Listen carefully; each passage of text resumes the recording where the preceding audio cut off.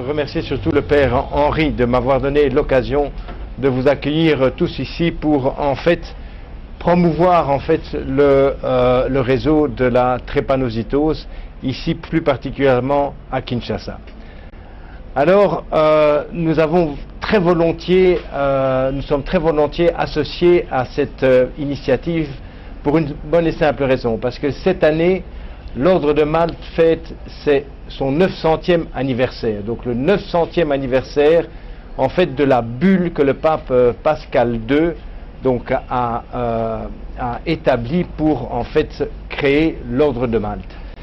Et donc c'est dans le cadre de cette bulle papale qui a été fêtée à Rome au mois de février, exactement le 9 février, entre autres, avec des séminaires avant, et puis qui s'est clôturée par la messe à la basilique Saint-Pierre, qui était présidée par le cardinal Bertone, et le pape est venu adresser à la fin de la messe un message à tous les membres de l'Ordre de Malte.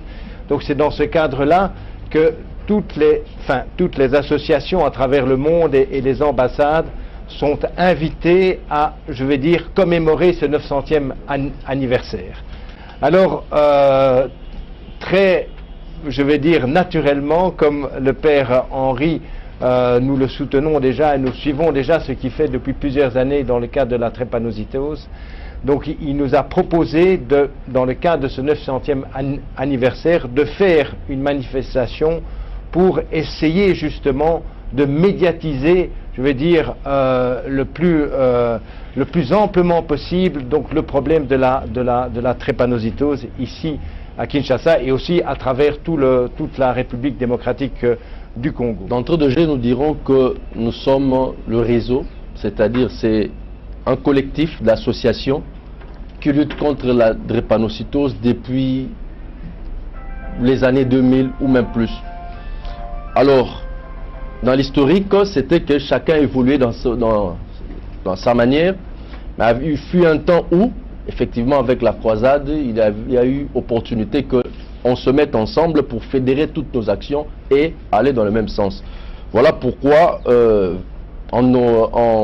y a de cela une année, nous sommes mis ensemble pour essayer un peu de canaliser notre action par rapport à deux axes majeurs, à savoir la sensibilisation du grand public en vue d'obtenir un changement de comportement pour réduire tant soit peu la prévalence, la morbidité, la mortalité liée à la drépanocytose.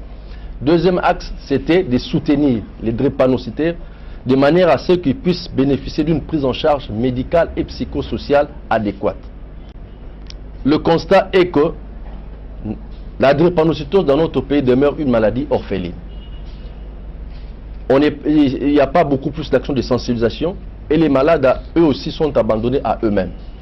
Il y a des discours, il y a des programmes qui sont appliqués que sur papier. Il n'y a pas d'action concrète menée sur terrain. Nous avons mené une action de sensibilisation aux écoles.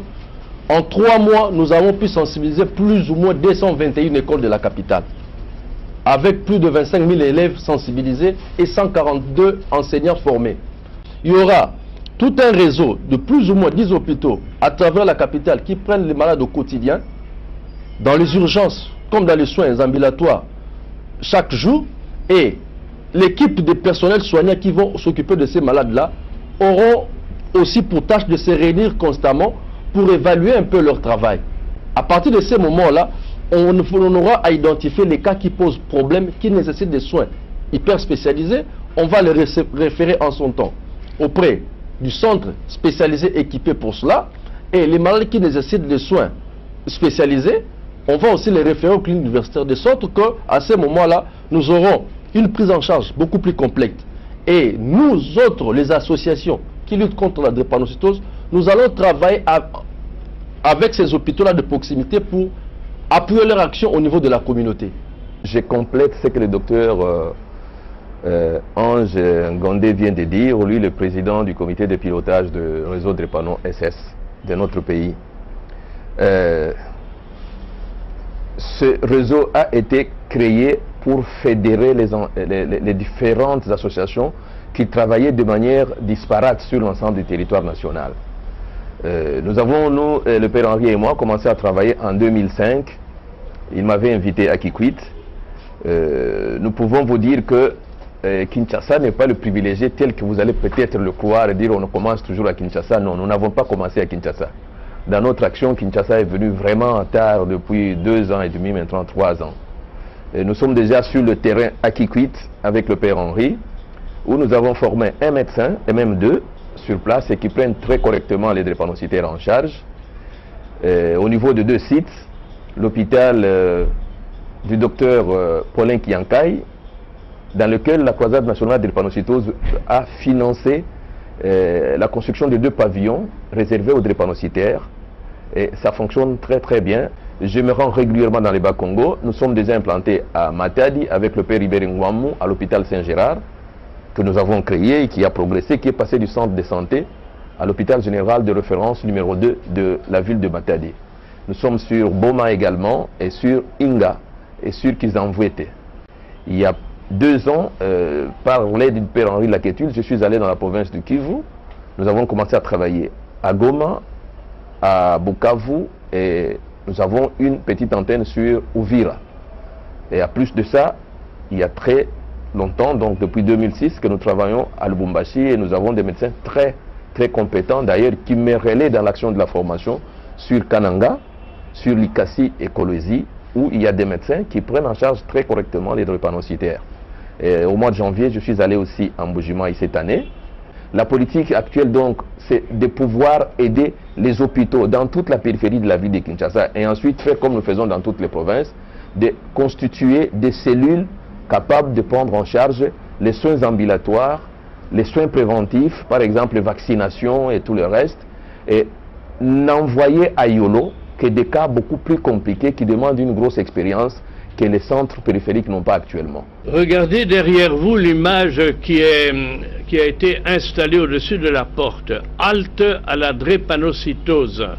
Vous constatez que cette image elle est féroce, c'est-à-dire c'est un visage humain qui est déjà en dérive vers la mort, ou bien un visage mort qui va retrouver l'existence. Vous savez, ce qui est capital, c'est de se dire que quand on parle de la drépanocytose, ce n'est pas un cours comme les cours habituels de biologie, d'information générale. Pourquoi? Cette maladie, d'abord, elle tue. Cette maladie, avant de tuer, martyrise. Et quand j'emploie le mot martyriser, je pourrais dire aussi torture. Cette maladie, au sein des familles, que ce soit la famille singulière, particulière ou la famille élargie, eh bien, elle cause d'énormément de troubles quand il n'y a pas des accusations qui volent très bas, en général contre la maman qui a mis au monde un ou plusieurs enfants drépanocytaires. Cette maladie coûte si cher que nous connaissons pas mal de messieurs, ou disons de gagne-pain des familles qui ont quitté purement et simplement le foyer parce qu'ils n'en peuvent plus financièrement. Je connais un cas particulier d'une jeune fille qui voulait commencer à 27-28 ans des études supérieures. À un moment donné, elle écrit à son amie Angèle, « Angèle, je suis désolé, papa est ruiné ». Cette maladie, en plus, eh bien, elle a ceci qu'elle est ignorée. On s'en cache. Nous avons beaucoup de peine, entre autres à Kinshasa, à obtenir même que des drépanocytaires qui sont connus dans leur environnement immédiat, et on leur dit, mais montez sur la plateforme et dites qui vous êtes.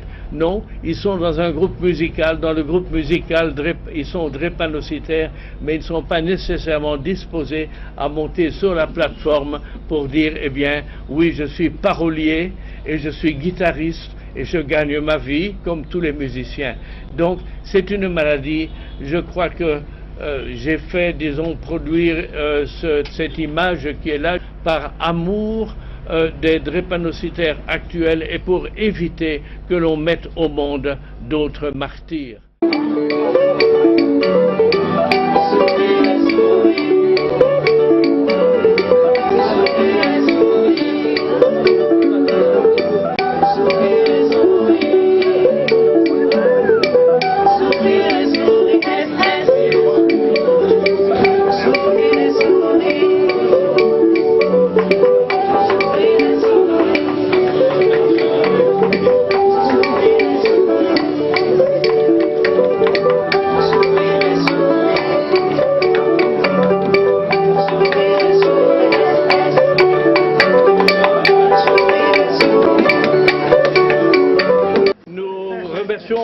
particulier 2 ministères représentés ici et qui sont essentiels pour le travail que nous faisons. Bien entendu, le ministre de la Santé pour la province-ville de Kinshasa et également la vice-ministre de l'EPSP. Ça, ce n'est pas seulement pour la province-ville de Kinshasa, c'est vraiment pour l'ensemble du pays. Nous vous remercions d'avoir accepté notre invitation en toute simplicité pour nous rejoindre. Excellence, Monsieur le ministre de la Santé provincial de la ville de Kinshasa, distingués invités à vos titres respectifs, bonsoir.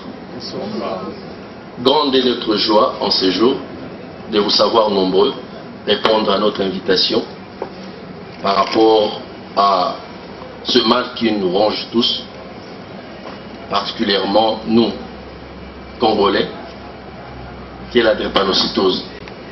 Les médecins le savent probablement, c'est une maladie due à la pression sélective exercée par le paludisme, ce qui a conduit à cette mutation génétique. Et nous déplorons aujourd'hui la survenue de cette hémoglobine S dans notre population.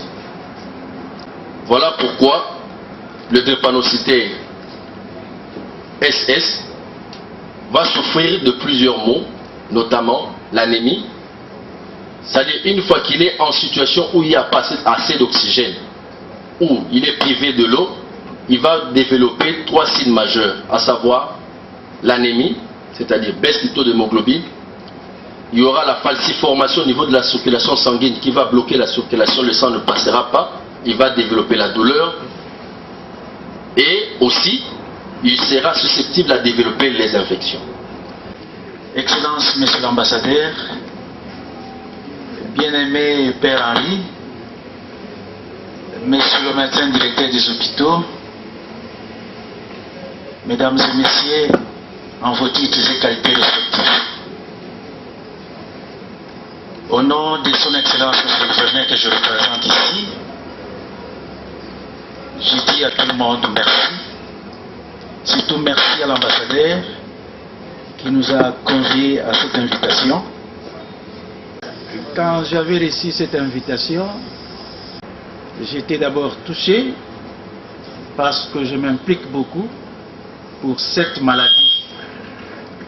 Et ici, je voudrais dire un mot d'encouragement d'abord à toutes les associations qui luttent contre cette maladie. Je voulais vous rassurer ici et vous avouer de la forte implication de l'exécutif provincial, et surtout de son animateur, Monsieur le gouverneur de la ville. Je voulais même anticiper ici pour vous dire que dans le budget 2013, il y a une grande enveloppe qui a été retenue pour justement mettre au profit de la lutte contre cette maladie. Toutes les associations nationales de l'ordre de Malte et toutes les ambassades à travers le monde ont été ont été demandées, ont été suggérées de faire des événements lors évidemment de l'année du 900e anniversaire. Et quand le père Henri nous a proposé de faire à l'occasion de cet anniversaire et un peu une sensibilisation autour de cette maladie qui est assez terrible, la drépanocytose, eh bien, nous avons tout naturellement accepté.